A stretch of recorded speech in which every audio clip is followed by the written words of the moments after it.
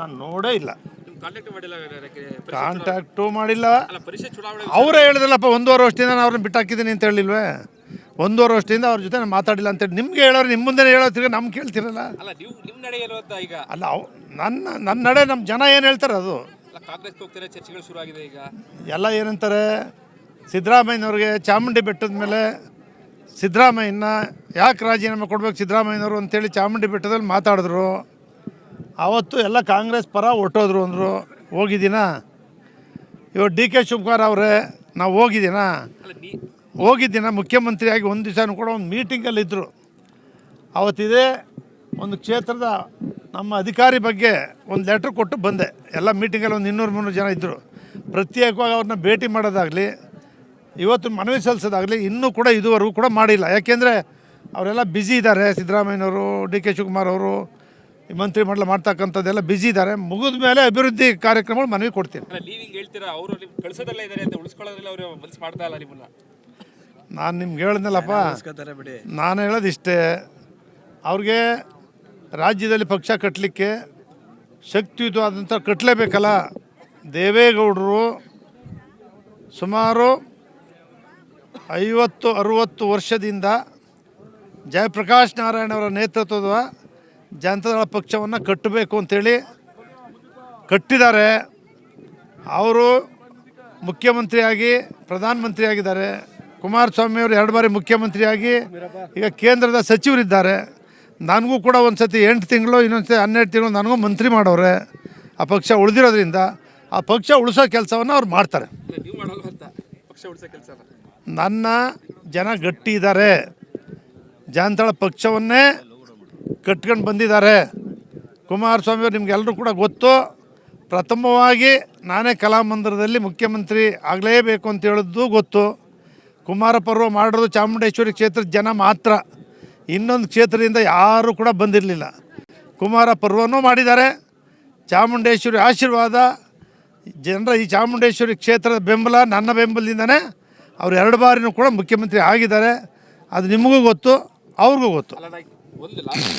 ನಿಮ್ಮ family dispute ಕೆಲವೊಬ್ರು ಮೈಸೂರ JDSನಲ್ಲಿ ಎಲ್ಲ ಕ್ಯಾಶ್ ಮಾಡಿಕೊಂಡು ನಿಮ್ಮನ್ನ ಹೊರ ಕಳಿಸುವಂತಹ ಕೆಲಸಗಳು ಆಗ್ತಿದೆ ಅಂತ ಪಾರ್ಟಿಯಲ್ಲಿ. ಈಗ ಕುಟುಂಬದಲ್ಲಿ ಯಾರ ಕುಟುಂಬದಲ್ಲಿ ಇಲ್ವಪ್ಪ? ಅದೆಷ್ಟು ಸರಿ ಅಂತ ಕುಟುಂಬದಲ್ಲಿ ಪ್ರತಿಯೊಂದು ಕುಟುಂಬದಲ್ಲೂ ಕೂಡ ಸಣ್ಣ ಪುಟ್ಟ ವ್ಯತ್ಯಾಸಗಳು ಬರ್ತವೆ. ಮತ್ತು ಅವರೇ ಒಂದಾಗಲ್ಲ ಅಂತ ಯಾರು ತಿಳ್ಕೊಂಡಿದ್ರೆ ಅವ್ರು ಮೂರ್ಖತನ ಅಷ್ಟೇ. ವಿಶೇಷ ನಾವು ಸಿದ್ದರಾಮಯ್ಯನವರೇ ನಾನು ಕೊಡ್ತೇನೆ ಪ್ರಪೋಸಲ್ ತಗೊಂಬ ಅಂತ ಹೇಳಿದರು. ಉಪಚುನಾವಣೆ ಆದಮೇಲೆ ಮಾಡೋಣ ಅಂತ ಹೇಳಿದರು. ಅವ್ರು ಮುಖ್ಯಮಂತ್ರಿ ಇಳಿದಂಥ ಸಂದರ್ಭದಲ್ಲೂ ಕೂಡ ನಾನು ಹೋಗಿ ಅವ್ರಿಗೆ ಮನವಿ ಮಾಡಿದ್ದೀನಿ, ಮಾಡಿಸೋಣ ಅಂತಲೂ ಕೂಡ ಹೇಳಿದ್ದಾರೆ.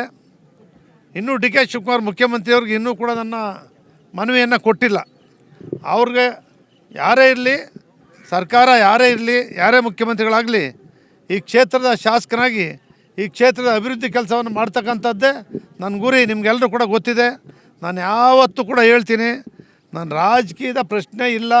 ಅಭಿವೃದ್ಧಿ ವಿಚಾರದಲ್ಲಿ ಎಲ್ಲ ಪಕ್ಷದವರು ಇರ್ತಾರೆ, ಯಾರೇ ಇರಲಿ, ಒಟ್ಟಾರೆ ಸಂಪೂರ್ಣವಾದಂಥ ಅಭಿವೃದ್ಧಿ ಮಾಡ್ತಕ್ಕಂಥದ್ದೇ ನನ್ನ ಕಾಯಕ, ನನ್ನ ಗುರಿ. ಅದನ್ನು ಮಾಡ್ತಾಯಿದ್ದೀನಿ. ಈಗ ಸಂಪೂರ್ಣವಾದ ಜನರು ಅಭಿವೃದ್ಧಿಗೆ ಬಂದಿದ್ದಾರೆ. ಅವರೆಲ್ಲರೂ ಬೆಂಬಲ ಕೊಡ್ತಾಯಿದ್ದಾರೆ. ಅವ್ರು ಹೇಳಿದ್ದಾರೆ. ನಮ್ಮ ಜನ ಹೇಳೋದಿಷ್ಟೇ, ನಮ್ಗೆ ಅದು ಇದು ಬೇಕಾಗಿಲ್ಲ, ನೀವು ಚುನಾವಣೆ ನಿಲ್ಲಬೇಕು ಈ ಸಾರಿ ನೀವು ನಿಲ್ಲಲೇಬೇಕು, ನಾವು ನಿಮ್ಮ ಜೊತೆ ಇರಲೇಬೇಕು ಅಂಥೇಳಿ ಪ್ರತಿಯೊಬ್ಬರೂ ಕೂಡ ಅವರೆಲ್ಲರೂ ಕೂಡ ಏಕೈಕ ಗುರಿಯನ್ನು ಇಟ್ಕೊಂಡಿದ್ದಾರೆ. ಅದು ಬಿಟ್ಟರೆ ರಾಜಕೀಯ ನಾನು ಯಾವುದು ಕೂಡ ನಿಮಗೆ ಗೊತ್ತು. ನಾನು ಮೊಬೈಲ್ ನೋಡೋಕ್ಕೆ ಬರೋಲ್ಲ, ಯಾರು ಫೋನ್ ಬರುತ್ತೆ ಆನ್ ಮಾಡೋದು. ಈ ಕಡೆಯಿಂದ ಮಾಡ್ಬೇಕಾದ್ರೆ ನಮ್ಮ PAಗಳು ಮಾಡಿಕೊಡ್ತಾರೆ. ಅದ್ಯಾವ ಇನ್ಸ್ಟಾಗ್ರಾಮ್ ಆಗಲಿ ಬೇರೆ ಏನೂ ಕೂಡ ನನ್ನ ಮೊಬೈಲಲ್ಲಿ SMS ಆಗಲಿ ಈ ಕಡೆಯಿಂದ ಮಾಡತಕ್ಕಂಥದ್ದು ಯಾವುದು ಕೂಡ ನನಗೆ ಮೊಬೈಲ್ ಆಪ್ರೇಟ್ ಮಾಡೋಕ್ಕೆ ಬರೋಲ್ಲ ಇವತ್ತು ಕೂಡ.